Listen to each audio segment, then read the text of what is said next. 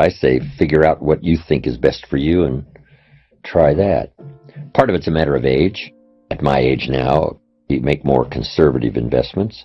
Younger, you make bolder investments that could pay big dividends if it cashed in well. But a mixture of things that have a chance to have some good growth. But I think you have to decide your own aversion to risk, whether or not you can really tolerate it.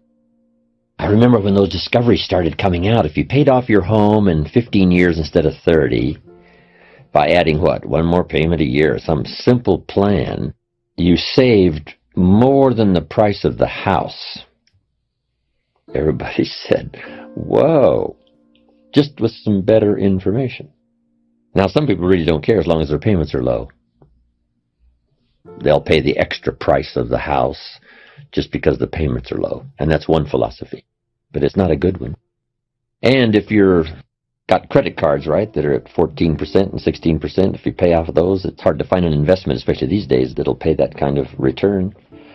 So paying off your credit cards, and paying off your home in 15 years instead of 30. Of course, now you can buy a home, get a 15-year mortgage. You know, why not save?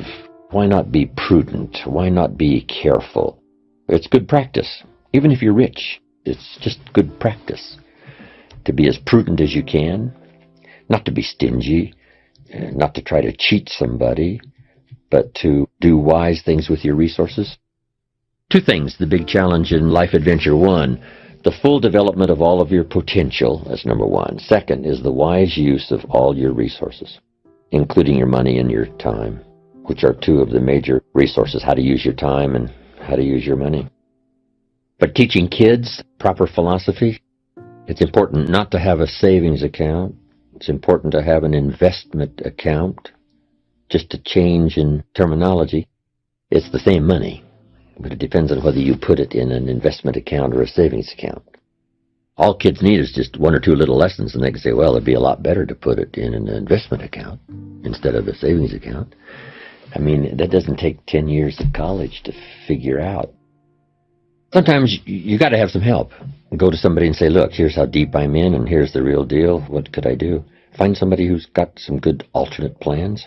If you go this way, it's a bit severe. Maybe the family can't quite tolerate that severe a program for the future. Here's one a little better, but it'll just take a little longer. Because there's nothing more exhilarating, really, in terms of self-worth and self-esteem than just getting started. At least I'm not in reverse anymore. Who was it that said that if you're in a hole, stop digging, right?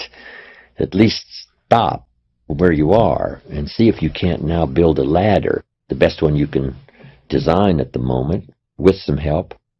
But I think if it's a matter of finances and if you're overwhelmed and you've gotten in trouble with credit cards and all, I'd find somebody who knows some pretty good strategy for getting out of it. They've even got some programs, right, that'll hold off the collection people, not to go bankrupt, but just to give you, if they're convinced that you've gotten a new plan, rather than push you into bankruptcy, there's some places you can go that'll help you sort of rearrange your whole portfolio and start digging your way out. And it's surprising, once you start making progress, you get excited about it. The numbers don't have to be huge and big, as long as you're making progress.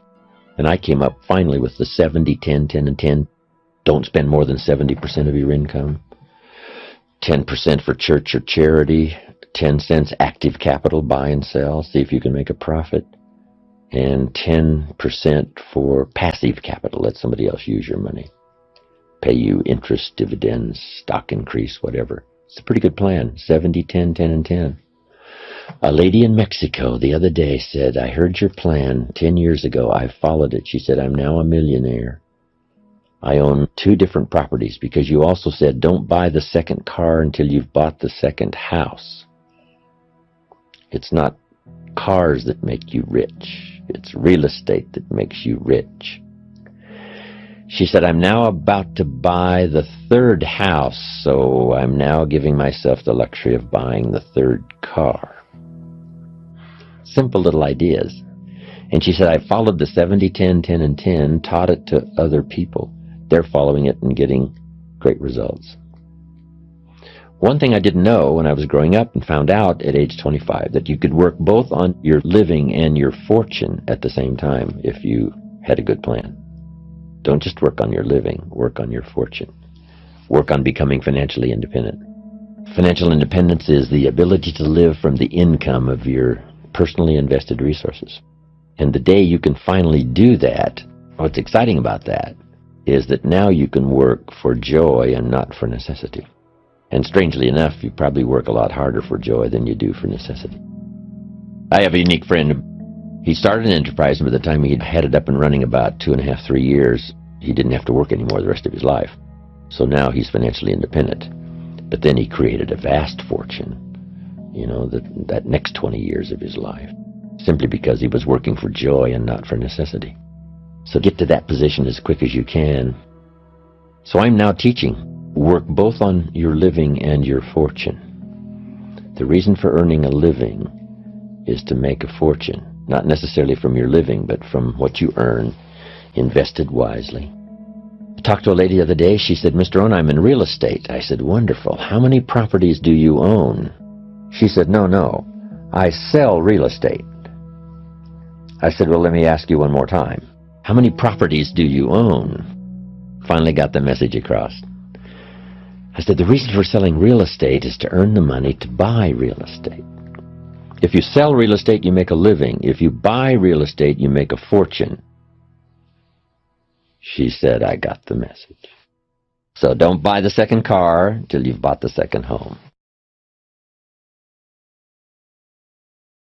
I started out, age 25, I'm working hard to make a living, and I found out how to start working on my fortune.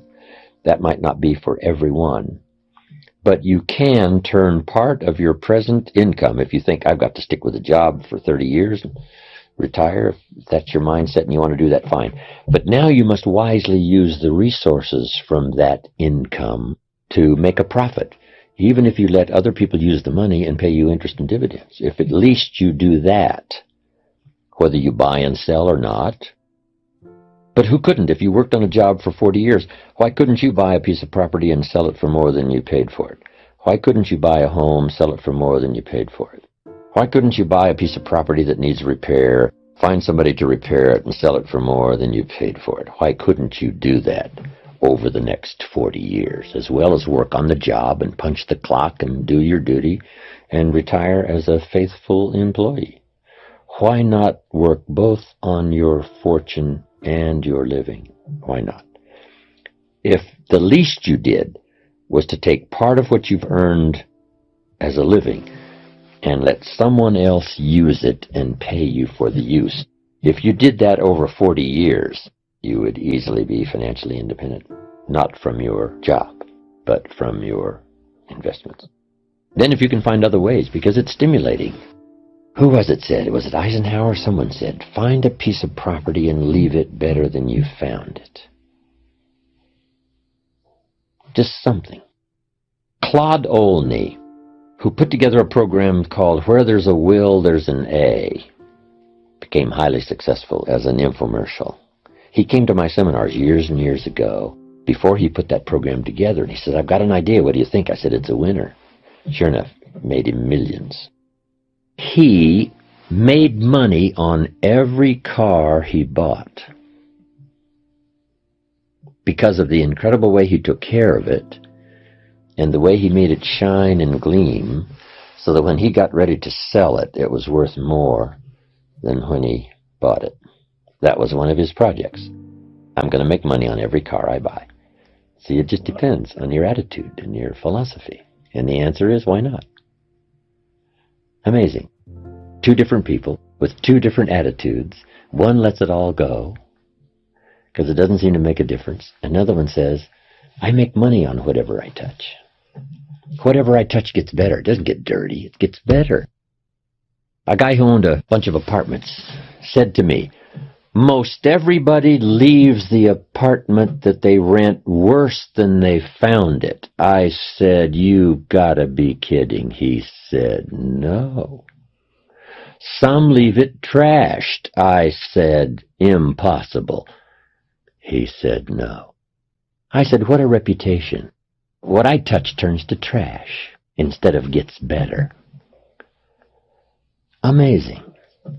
But what if you had the attitude or the mindset I'm going to leave wherever I am, I'm going to leave it better than I found it.